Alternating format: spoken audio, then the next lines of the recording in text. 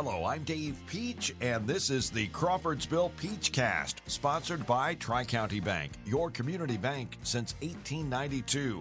See them in person or at tricountybank.net. Tri-County Bank, member FDIC, and equal housing lender.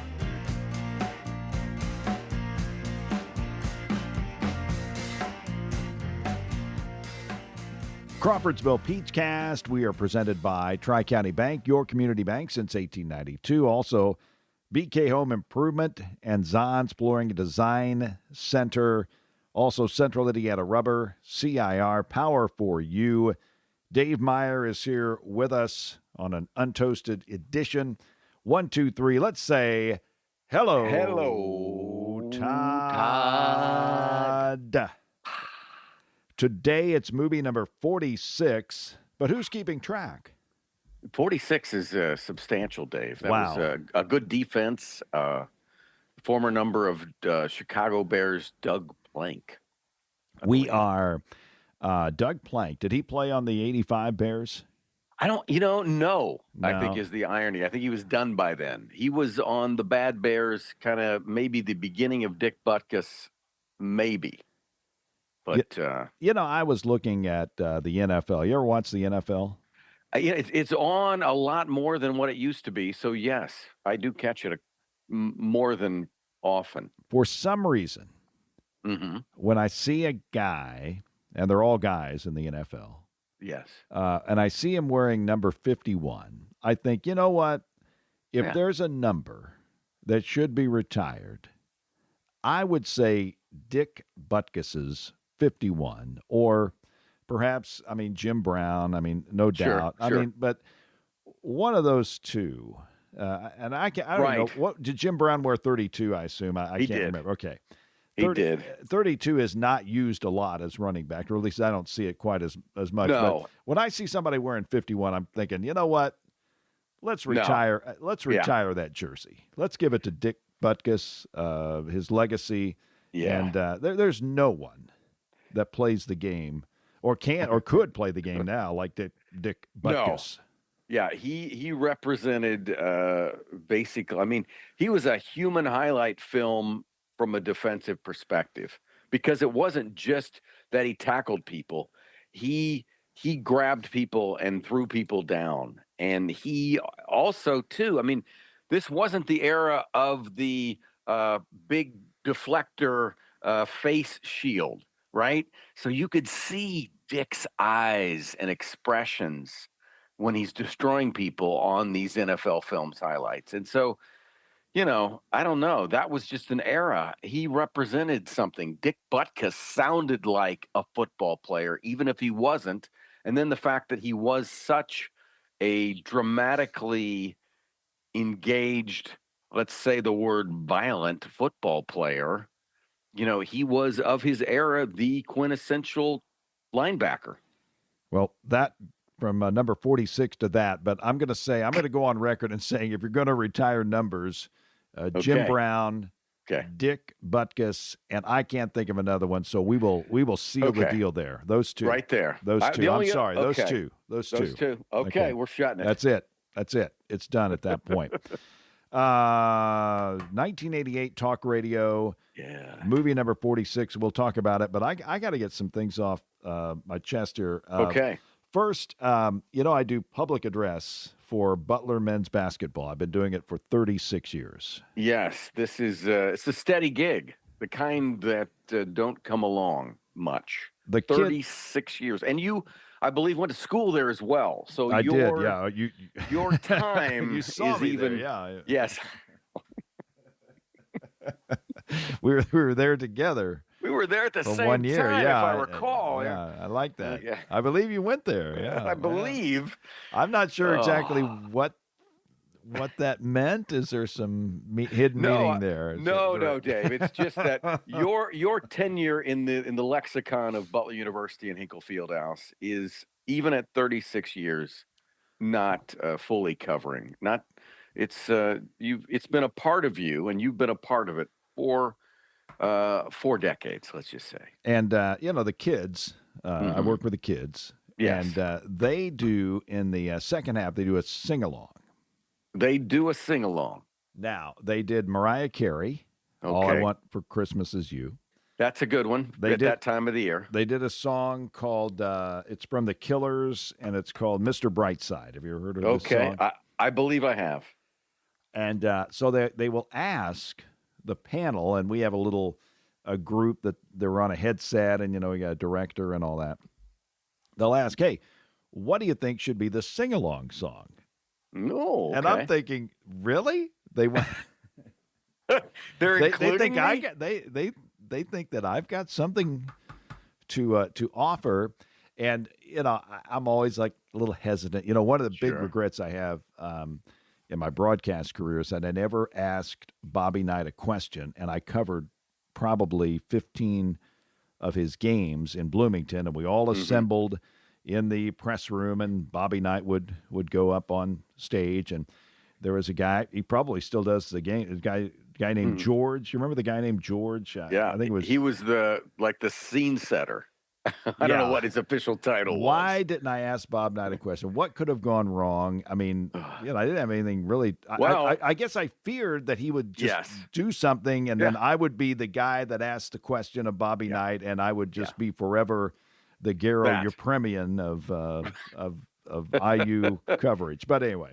Yes. Are we still on the? Well, anyway, We're still. so I'm a little hesitant. That's what I'm saying. I hesitant, but we're on the podcast, and I can ask you. Yes.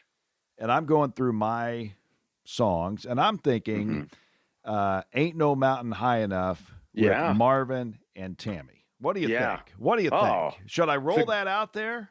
Dave, in my head, one of the classic duets, positive. Everybody likes Motown. That's what I'm thinking. So what happened, Dave? No. I'm just saying I haven't. Oh, you should. You think I've had? You didn't? You think I have You the had the guts chance to, say? and you can. No, I I've think not. you I've can. not had the guts to say it. Okay, well, let's dissect this. I understand the Bobby Knight thing. Okay, I remember I sitting in should his have asked a presence. question. I Yeah, but sat Dave, there it's all all day. I about had all fear. these questions. I was like, Yeah. hey, you in the second half, Jack Hartman ran a zone defense, and no, Oh. I never did. No, I just 'cause sat you there would like think a he'd bump say, on a log. Who are you? Who are you, and what do you think you have Yeah, the knowledge? I should have. I should have. You Go might ahead. have. Go ahead. No, Dave. Listen, I understand. In those situations, is my recall. First of all, there are a few people that are a little more cavalier, and everybody else is nervous. Okay, and the cavalier throw out the questions, and then there's a little back and forth, and then you kind of see what kind of mood he was in, and then some of those went very fast, right? So I understand now, but Dave, you are the deacon of that area behind the table at Butler University's Hinkle Fieldhouse. You're considered the OG. In fact, they even refer that. I've heard it on the PA. Is OG Dave Peach. So you have some agency to work with. If you want to drop AC/DC, You Shook Me All Night Long, no one's gonna push back. They may not use it, but Dave, you've earned the right. Do you think it would should. hit? Do you think it would hit at Hinkle Fieldhouse? You think people would sing along to it, or they just say, "Man, this song's old"? Here's what I think. The songs that people sing along to are like, "Thank God I'm a Country Boy." Okay? So if Life on the it's farm and yes. Yeah, you need that kind of I remember at hockey games they used to play Cotton Eye Joe, and that was big because their really only words were Cotton Eye Joe. So everybody knew that part of it. It's tough. The sing-alongs are tough, right? You got to have those songs that are tattooed into memory for the people to all get cooking on it. Well, what do you think about Marvin and Tammy?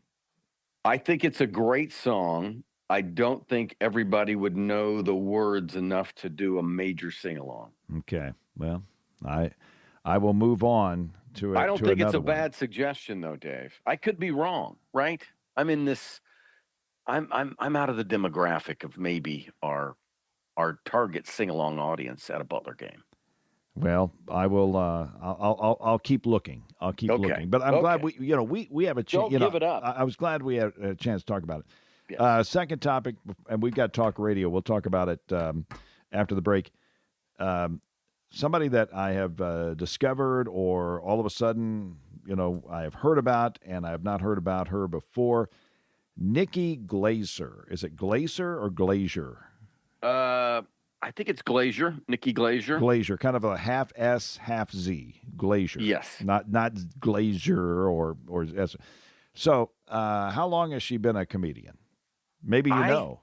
I think she's been around a while. I would say more than a decade. More than a decade. Yes. Has she had a recent kind of push as far as, I know she was on the Golden Globes. Yeah.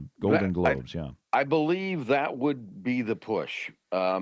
She's mostly known for a more graphic, descriptive form of comedy than what network television, even in the Golden Globes world, allows. Got to leave out some of the words.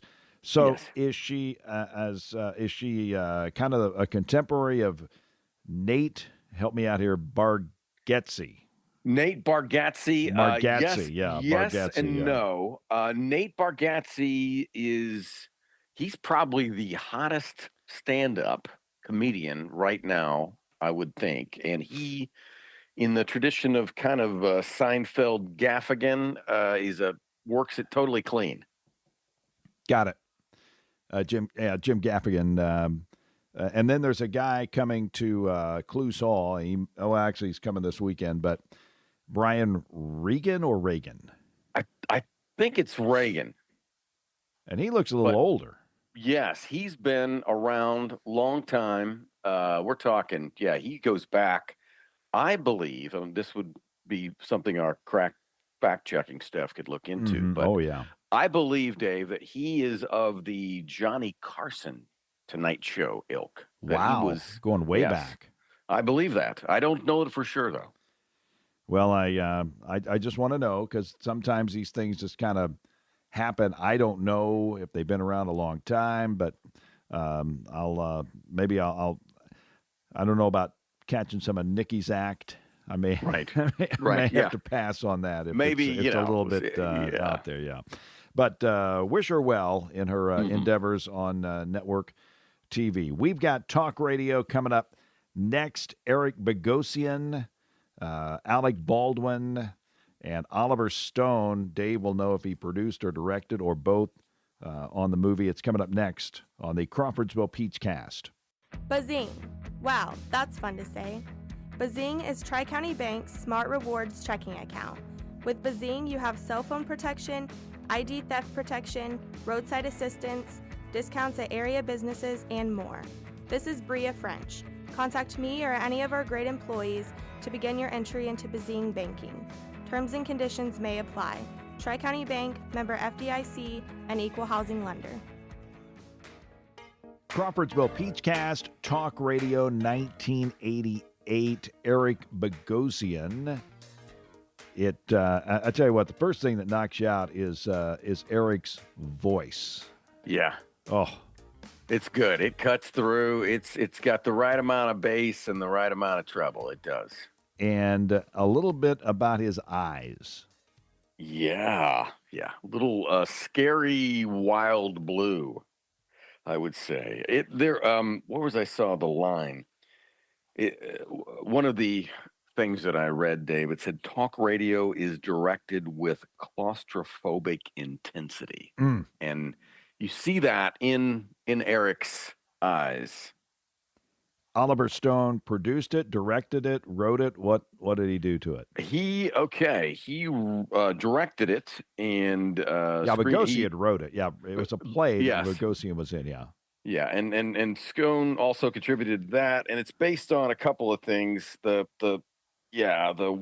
play, and also the Alan Berg, Talk to Death: The Life and Murder of Alan Berg, who was the Denver talk show host who was murdered.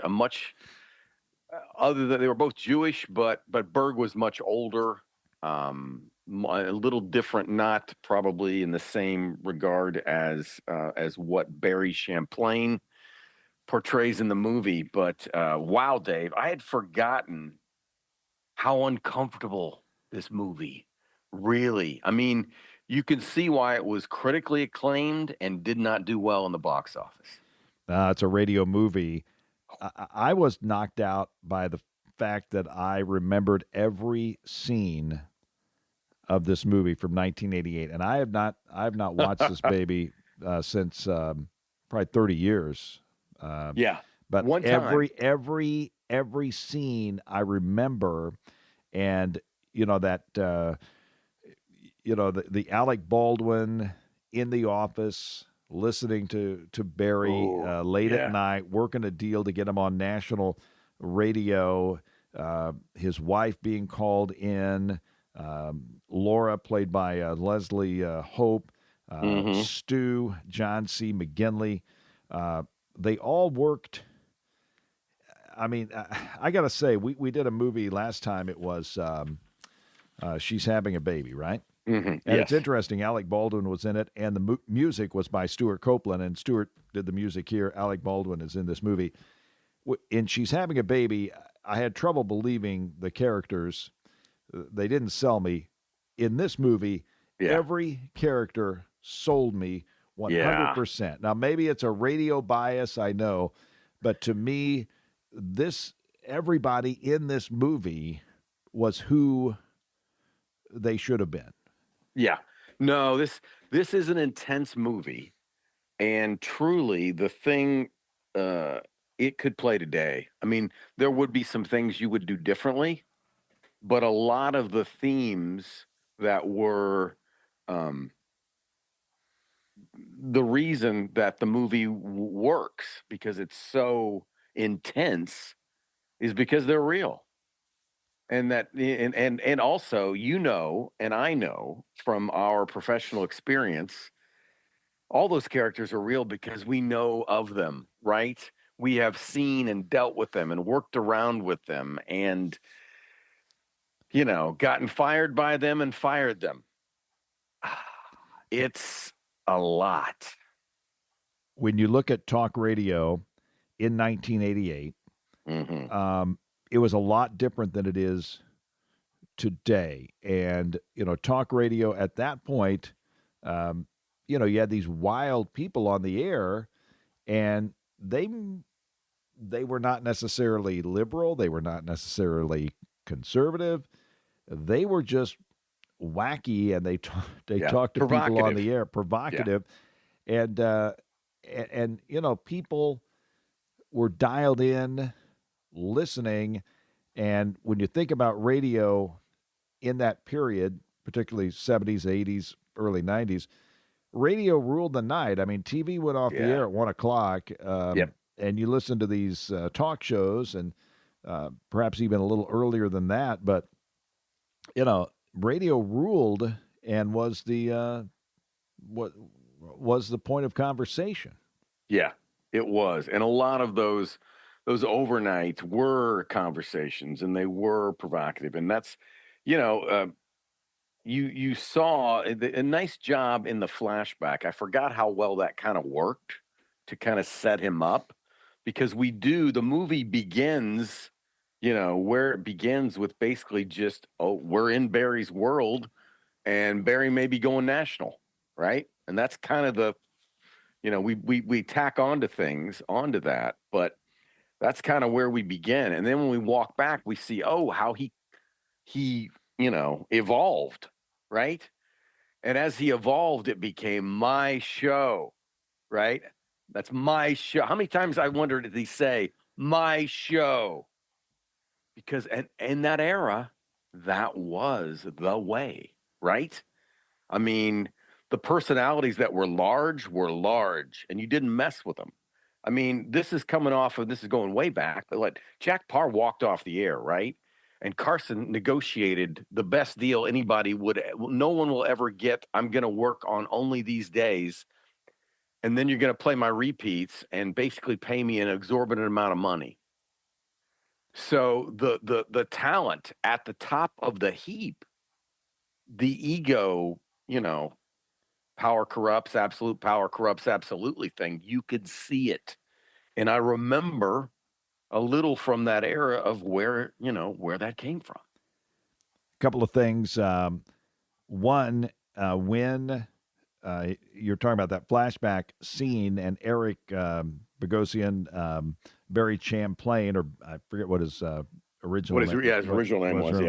His real name was, but he was selling suits, and a radio host, Jeff Fisher, goes into his store, and he is starstruck. Jeff Fisher is in my store. And he ends up getting on Jeff Fisher's show, and Jeff is kind of like the guy in the Howard Stern movie WNBC. Yes, you remember the WNBC? Yeah. I don't know who that guy was, but to this day, when I talk to young people, particularly when they come into the building and we talk to them in radio, I don't want to be Jeff Fisher, and I don't want to be the WNBC guy. Yeah, no, you gotta be more hip than that, because this is radio. It should be fun. It's cool. There's so many, and that guy was real. Like the actor that portrayed that guy right there, and then also he saw it get away from him, right? Yes. And he tries to reel it back in, but he can't, because his boss has heard Barry. And then the next thing you know, Barry's the midday guy, right? Now, what's the lines that Alec Baldwin used? So-and-so does this, he does the sports, and you hang up on people, Barry. That's what you do. He's got the Fix It show, the self-help show, and Barry is Barry's the hammer. Barry gets his own show, and along the way, he marries Ellen, and he, as they say, he loves Ellen, but he does a poor job of showing that he loves Ellen. Yes, yeah. I mean, again, absolute power corrupts.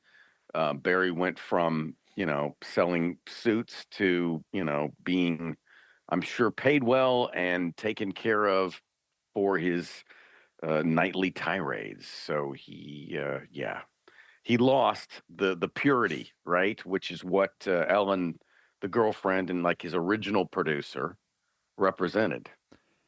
And this movie is kind of one night or two nights in the life of Barry Champlain. A lot happens in the two nights. The prospect of him going national. Ellen is flown in hastily to help him out during the weekend and during this time when all this stuff is going on. We see the show. We hear the callers. There's a lot to, you hate to mention it, but the smoking is a big part of what's going on with the show. Yeah. Oh, and that's one of my first notes was smoking, 2 exclamation marks, because it was like, wow, this was still in that era. So that was one thing. The other thing was no cell phones. No cell phones. They were nowhere to be found. And on the inside baseball track, Dave, the cart machines, the old cart machines. 1988, still playing those carts, and the producer was throwing them around. Yes. The intensity of Barry was amazing, and the way that they shot it kind of in the round. A little bit about that from a guy who films in the film industry, we'll say. Well, I would say the way, first of all, it's they're getting you in his world, right? And at first it feels like he's going around you, right? But you realize soon you are basically surrounding Barry and Barry's world. That's one of the things that I thought was really cool. The other technique that I really kind of tapped into that I think worked well and also kind of fed the claustrophobic intensity, it's radio, right? So how do you make radio visual? And it's the drama, right? Using the windows in basically the announcing booth area or the DJ area in between where people are, and having that, those reflections kind of come in and out based on what's being said. That communicated a lot about where people were with Barry and how Barry was with people. So those moves that I guess Oliver Stone, kind of helped with the dramatic aspect. But yeah, this movie did not, it has no dead space, right? There's some areas that I look back now and go, that part was too long. The crazy kid in the studio. Right. It's an interesting. Kent was exciting. Yeah, that was a good part. Yes. But it's like that. Would that have gone on today if that movie was made today? And that movie could be made today because so many themes are perfectly on. But would they have done that? What about, like, I'm thinking of when he goes to the SMU game. Like, wouldn't they have known he's going to get booed? Like, I kind of felt like that came and like, oh, he's getting booed. He didn't think he was going to get booed. I thought, this guy's known. Any place he goes, it's either one or the other, I would think. So those things are the only things that kind of struck me as different or not ringing in the same way as I didn't have any issues with him when I saw this movie originally. Yeah, I would say he would be probably not the person to talk in front of a crowd at a game about, and I don't know if they were actually kind of playing into the reality of SMU football coming back. Yeah, because we all know that SMU had a little problem back in the 80s. Death penalty back in right there. But that's a whole other story. But when we talk about Kent, one of the lines that I wrote down here, and I might use this on the air sometime. Okay. Are you on drugs, or is this your naturally moronic self? So good. Dave. And then Kent volleys back with all the babes at the Valley View Mall. Now, Kent, in case you have not seen the movie, Kent looks like, I would say, kind of like a David Lee Roth, big hair, or a little like the guy from Aerosmith, Steven Tyler. Yeah, a little Steven Tyler. I was thinking like, a combination of David Lee Roth, Steven Tyler, and maybe Spicoli from Fast Times at Ridgemont High. Yes, would be the third. Yeah, and that was, it was like, it was funny because that I like the character, Spicoli. That was a good one. Okay, yeah. it was like, what was wild about that was he was like fingers on a chalkboard, right? But then it's like there's that period where he's like just there, and he's not, and Barry's doing all the talking, and then when he comes back in, you're like, because it was big. So again, it was just, I was like, this guy's out. What, it's like you forgot he was there almost, and then he hits you really hard. But one of the things I was going to ask you about was Tom Likas. Do you remember that guy? I would say when I think about this particular movie, I would say Tom Likas would be a pretty spot-on thought. Well, that's where I in looking about what, Bogosian's, because his play was nominated for like a Pulitzer Prize. When he was researching between the play and the film, he watched on air of Tom Likas, and basically, and my thought is some of his, I don't know, kind of cadence maybe came from that. Yeah. I could see that. Yeah. The other thing, this movie was shot entirely in Dallas, Texas. I could see that. A lot of back scenes there. Right. It's interesting in that, though, you could do this anywhere, right? Because basically all the scenes, except for, the flashbacks, I believe all the scenes are in the radio station. I would say so. So, it's interesting that they shot it in Dallas. I wonder what the reason was for that. But, yeah, those are it's an intense movie that was, I mean, well made in its time, but probably ahead of its time for, because also this is the part of it I think too. Oliver Stone's not getting big money to make movies for a long time, right? So, but this was in the era when he was. So, he had some power to do, and therefore this thing was promoted. We obviously are, close to it and we would have known about it either way. But I remember when this came out, it was a big deal. I didn't remember whether it made money or not. I knew it wasn't a big hit, but man, it's a well-made story, really. I love it. You talked about the pace, the pace of conversation during this movie and the pace of talk radio conversation. And now we live in an age of where I think everything is just sped up to the point that you can even, I've seen people on YouTube, they'll play a clip and they'll 2X it. Yeah. To get it what really, is up? and you've got AI and you've got all this, and there's just like, there's no, seldom do you get a pause, seldom do you get a moment to think about something, contemplate something. In this one, it was all about pauses, contemplation, and meaning to a conversation, and you get an interest in people's lives that you do not know. And I know we have some of that now, but it was kind of like when you talk about a talk radio show, in many ways it was kind of like a soap opera because many of the same people kept calling, and you kind of checked in with everybody.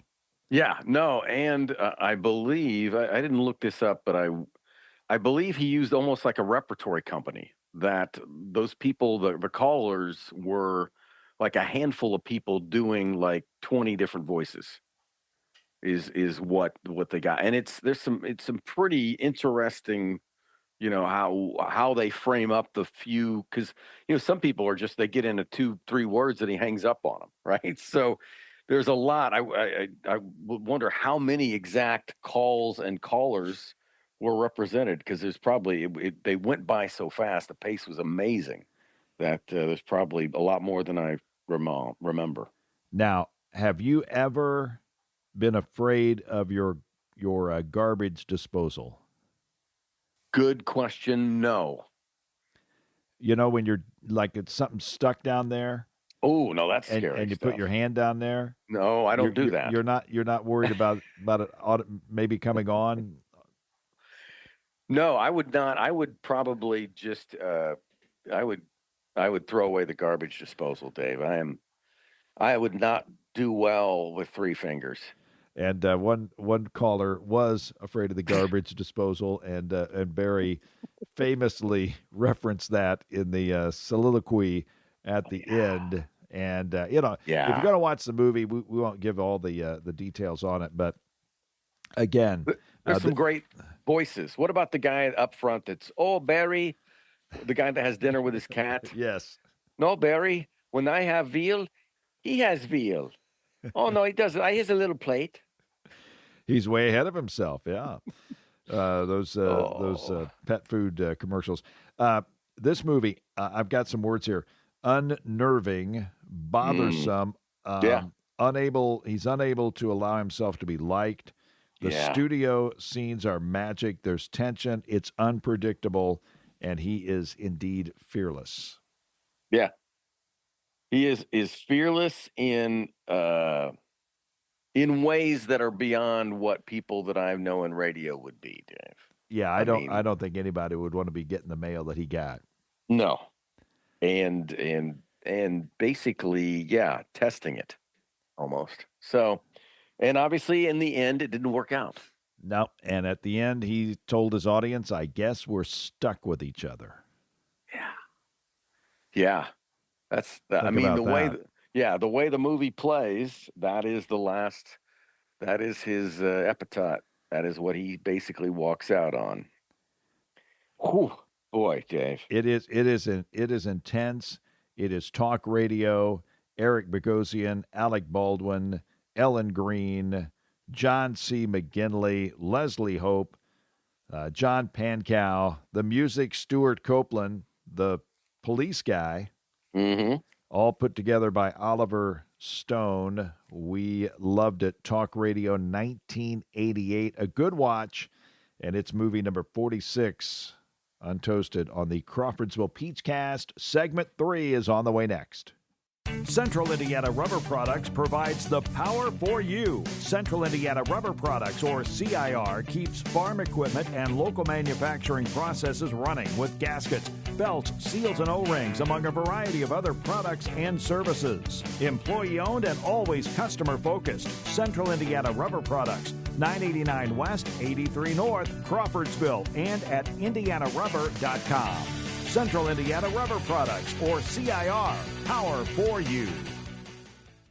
Dave Peach here with Brandon Kappas from BK Home Improvement. And Brandon, you have an exciting announcement. Yes, Dave, thank you. We are excited to announce Zahn's Floor Covering is now Zahn's Flooring and Design Center, acquired by BK Home Improvement. I understand Bob Zahn will be staying to help. We are excited to have that, and absolutely, Zahn's Flooring and Design Center is happy to have Bob Zahn still involved in that same local presence they're used to dealing with. There has been a little confusion. BK Home Improvement is not affiliated with BK Painting or BK Property Management. You are located at your headquarters in Lebanon, Indiana. Yes, we are excited to expand both brand names inside of both markets for Lebanon and Crawfordsville. Please come visit our showroom at 310 North Green Street, as we will consistently be redesigning and offering new, innovative products and technologies. And you are still going to say, Zahn's Flooring and Design Center. We are everywhere you walk. Segment 3, Crawfordsville Peachcast. Dave, before we leave the talk radio thought, a couple of hosts that you grew up listening to. Ooh, wow. Well, I was, a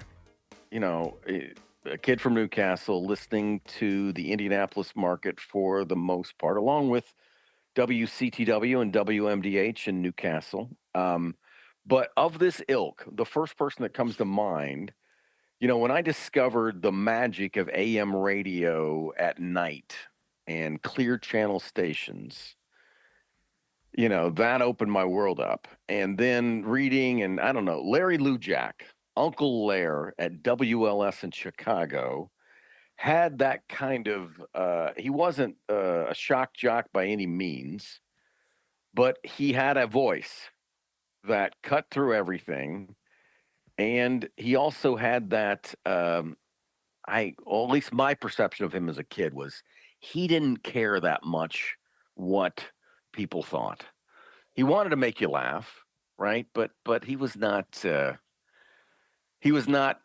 company man, let's say. He wasn't the NBC announcer guy. So that's what I think about. I also think about WNAP, listening to the morning team of Bruce Munson, Chris Connor, and Tom Cochran. Back in the days when WNAP had Buster Bodine and Adam Smasher. So those were all prominent in my head, along with, baseball, listening to Marty Brenneman, listening to Catching and Ernie Harwell. I think I first heard Jack Brickhouse on the radio before, Channel 9. So that's off the top of my head, Dave. Obviously, we are biased in the old school broadcasting way. I'm going to go with a couple of talk show hosts, one out of Cincinnati, Bill Cunningham, who is still on the air. Okay. And, to me, he's playful. He's playfully hosting the show. Yes. He talks, I don't know if I would say he's crass, but he's direct and to the point. And he likes to think of himself as the voice of the common man. Yes.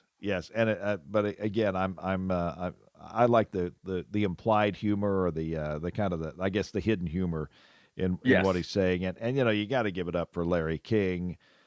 So many years on the Mutual broadcasting system. He was the voice of the night, and again, a different type of set of pipes. But whoa, yeah, Larry's were there, and Larry talked to everybody, right? I mean, Larry had, he would Frank Sinatra on, and he would have, talk to truckers, and he would talk to, people that saw UFOs, and he would talk to everybody. Sally Jesse Raphael just popped in my head, Dave. That's right. TalkNet. She was another. TalkNet, that overnight, and then she eventually got some TV work later and wore red glasses. But I was much more interested in her when I had no idea what she looked like. And there's a blue million people that are on the radio still to this day carrying on the tradition. The nationally syndicated hosts, a few that come to mind, Delilah, and of course, trying to think, of course, Ryan Seacrest still on the radio across the country. Interesting that he took the gig of Wheel of Fortune host around the age of 50. And that's a show that he can kind of grow into, right? Right. I mean, you take that from 50 to 75 if you and then do you want to go more? You can.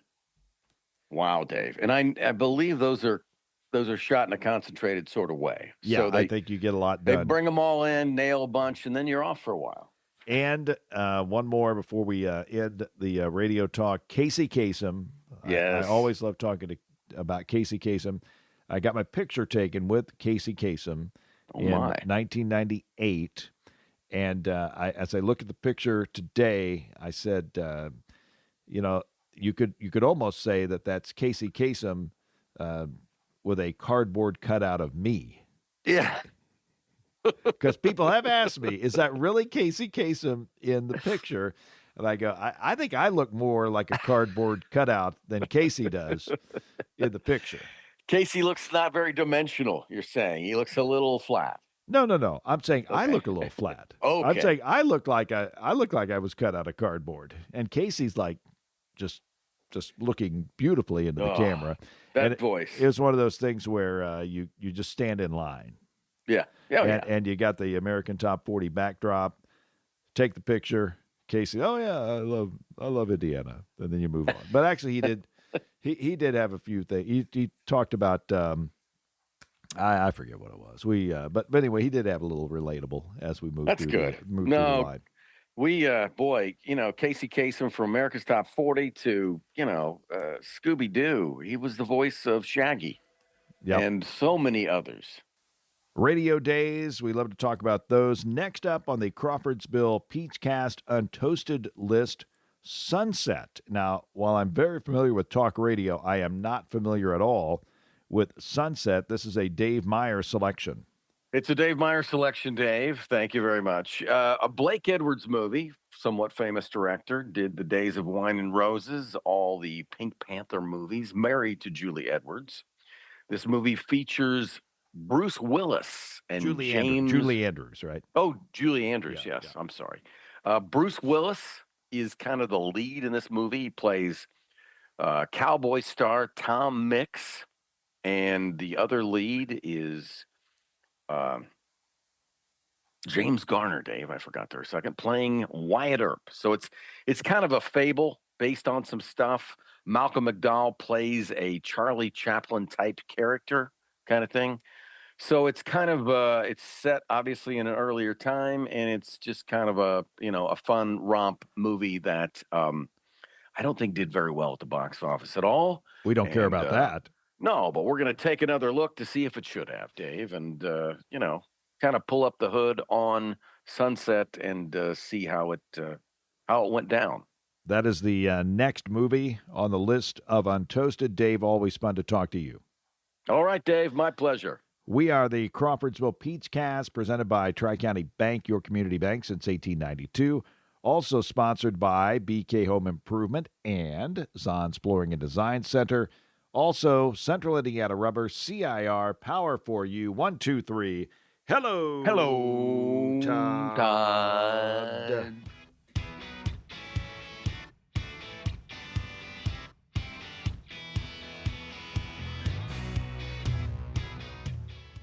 Thanks for listening to the Crawfordsville Peachcast, sponsored by Tri-County Bank, your community bank since 1892.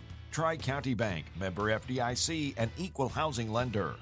I'm Dave Peach. Join us every Thursday for a new episode on Apple or Spotify. Please like, subscribe, and download the Crawfordsville Peachcast.